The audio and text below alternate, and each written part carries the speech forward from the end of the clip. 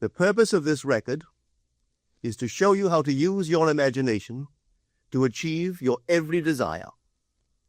Most men are totally unaware of the creative power of imagination and invariably bow before the dictates of facts and accept life on the basis of the world without. But when you discover this creative power within yourself, you will boldly assert the supremacy of imagination and put all things in subjection to it.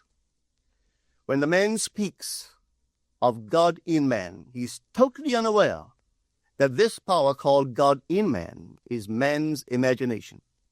This is the creative power in man.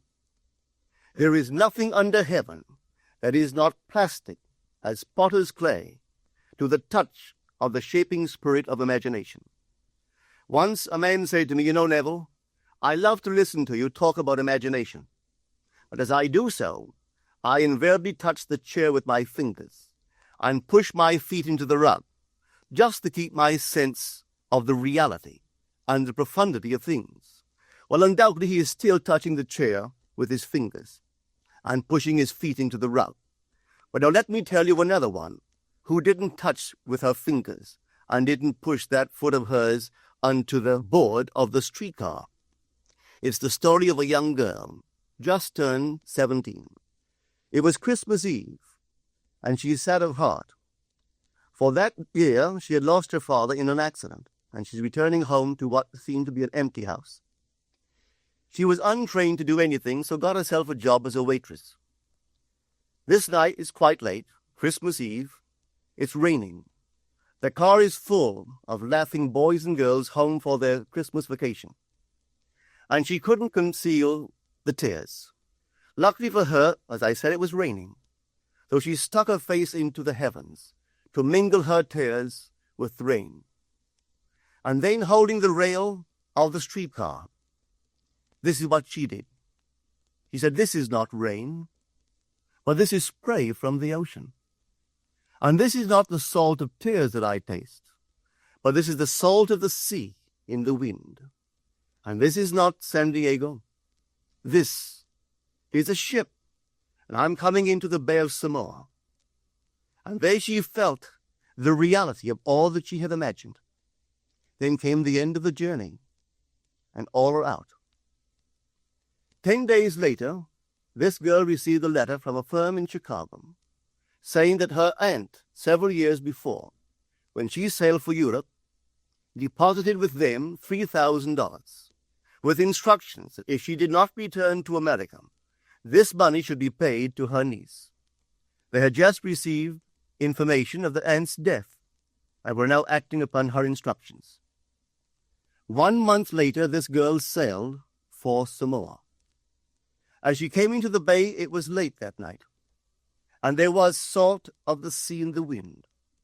It wasn't raining, but there was spray in the air, and she actually felt what she felt 1 month before, only this time she had realized her objective. Now this whole record is technique. I want to show you today how to put your wonderful imagination right into the feeling of your wish fulfilled, and let it remain there and fall asleep in that state. And I promise you from my own experience, you will realize the state in which you sleep if you could actually feel yourself right into the situation of your fulfilled desire and continue therein until you fall asleep. As you feel yourself right into it, remain in it until you give it all the tones of reality, until you give it all the sensory vividness of reality. As you do it, in that state, quietly fall into sleep. And in a way you will never know, you could never consciously devise the means that will be employed, you will find yourself moving across a series of events leading you towards the objective realization of this state. Now here is a practical technique. The first thing you do, you must know exactly what you want in this world. When you know exactly what you want, make as lifelike a representation as possible of what you would see and what you would touch and what you would do and physically moving in such a state. For example, suppose I wanted a home, but I had no money, but I still know what I want. without taking anything into consideration, I would make as lifelike a representation of the home that I would like, with all the things in it that I would want. And then, this night, as I would go to bed, I would, in a drowsy, sleepy state, the state that borders upon sleep, I would imagine that I am actually in such a house, that were I to step off the bed, I would step upon the floor of that house. Were I to leave this room, I would enter the room that is adjacent to my imagined room in that house. And while I am touching the furniture and feeling it to be solidly real, and while I am moving from one room to the other in my imaginary house, I will go sound asleep in that state. And I know that in a way I could not consciously devise, I would realize my house. I have seen it work time and time again. If I wanted promotion in my business, I would ask myself what additional responsibilities would be mine were I to be given this great promotion. What would I do? What would I say? What would I see? How would I act? And then in my imagination, I would begin to see and touch and do and act as I would outwardly see and touch and act were I in that position. If I now desired the mate of my life, were I now in search of some wonderful girl or some wonderful man, what would I actually find myself doing that would imply that I have found my state? For instance, suppose now I was a lady. One thing I would definitely do, I would wear a wedding ring. I would take my imaginary hands, and I would feel the ring that I would imagine to be there. And I would keep on feeling it until it seemed to me to be solidly real. I would give it all the sensory vividness I am capable of giving anything. And while I am feeling my imaginary ring, which implies I am married, I would sleep. This story is told us in the Song of Songs, or the Song of Solomon. It is said, "At night on my bed, I sought him whom my soul loveth. I found him whom my soul loveth, and I would not let him go, until I brought him into my mother's house, right into the chamber of her that conceived me." If I would take that beautiful poem and put it into modern English, into practical language, it would be this. While sitting in my chair, I would feel myself right into the situation of my fulfilled desire. And having felt myself into that state, I would not let it go. I would keep that mood alive, and in that mood, I would sleep. That is, taking it right into my mother's chamber, into the chamber of her that conceived me. You know, people are totally unaware of this fantastic power of the imagination. But when man begins to discover this power within him, he never plays the part that he formerly played. He doesn't turn back and become just the reflective life. From here on in, he is the affected of life. The secret of it is to center your imagination in the feeling of the wish fulfilled and remain therein. For in our capacity to live in the feeling of the wish fulfilled lies our capacity to live the more abundant life.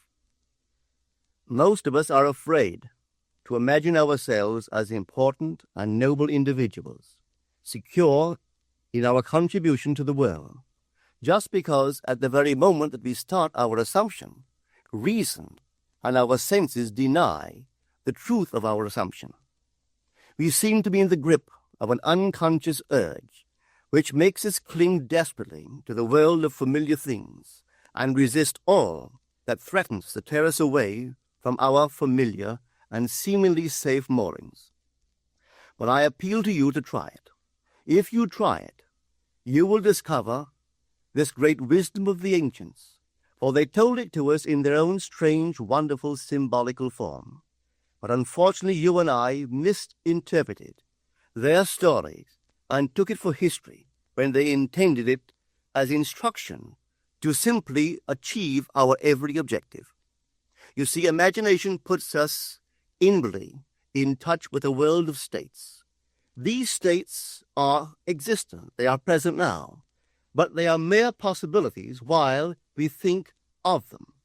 But they become overpoweringly real when we think from them and dwell in them. There's a wide difference between thinking of what you want in this world and thinking from what you want.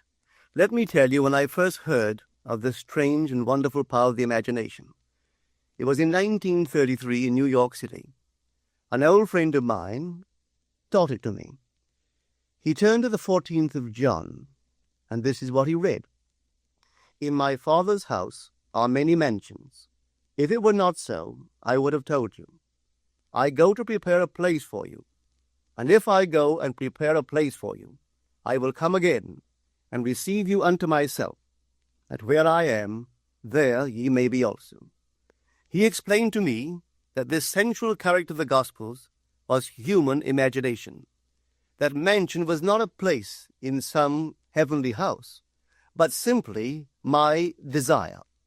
If I would make a living representation of the state desired, and then enter that state and abide in that state, I would realize it. At the time, I wanted to make a trip to the island of Barbados in the West Indies, but I had no money. He explained to me that if I would that night, as I slept in New York City, assume that I was sleeping in my earthly father's house in Barbados, and go sound to sleep in that state, that I would realize my trip. Well, I took him at his word and tried it. For 1 month, night after night, as I fell asleep, I assumed I was sleeping in my father's home in Barbados.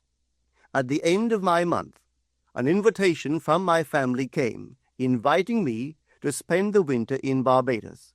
I sailed for Barbados the early part of December of that year. From then on, I knew I had found this Savior in myself. The old man told me that it would never fail. Even after it happened, I could hardly believe that it would not have happened anyway. That's how strange this whole thing is. On reflection, it happens so naturally. You begin to feel or to tell yourself what it would have happened anyway, and you quickly recover from this wonderful experience of yours. It never failed me if I would give the mood, the imagined mood, sensory vividness. I could tell you unnumbered case histories to show you how it works, but in essence it's simple. You simply know what you want. When you know what you want, you're thinking of it. That is not enough. You must now begin to think from it. Well, how could I think from it? I am sitting here, and I desire to be elsewhere. How could I, while sitting here physically, put myself in imagination at a point in space removed from this room and make that real to me? Quite easily. My imagination puts me in touch inwardly with that state.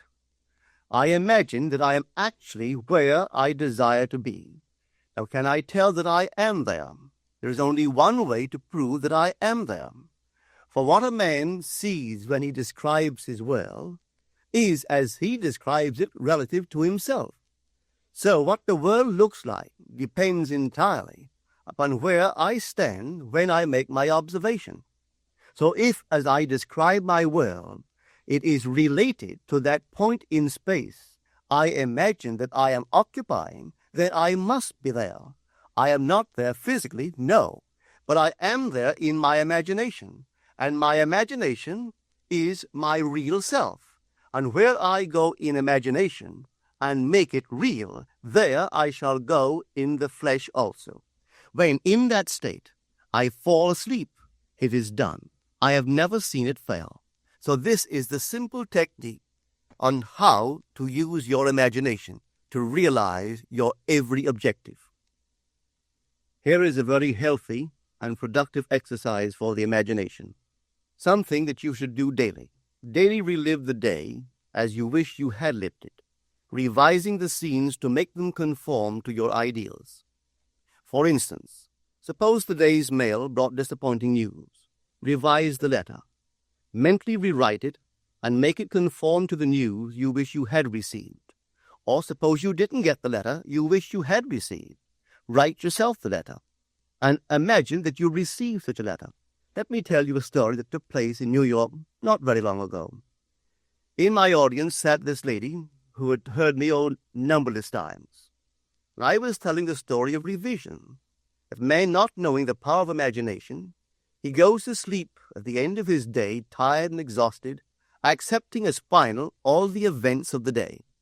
And I was trying to show that man should, at that moment, before he sleeps, he should rewrite the entire day and make it conform to the day he wished he had experienced. Here is the way a lady wisely used this law of revision. It appears that 2 years ago, she was ordered out of her daughter-in-law's home. For 2 years there was no correspondence. She had sent her grandson at least 24 presents in that interval, but not one was ever acknowledged. Having heard the story of revision, this is what she did.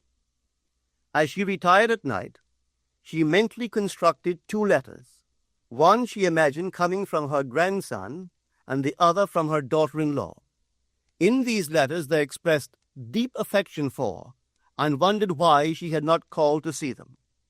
This she did for 7 consecutive nights, holding in her imaginary hand the letter she imagined she had received, and reading these letters over and over until it aroused within her the satisfaction of having heard.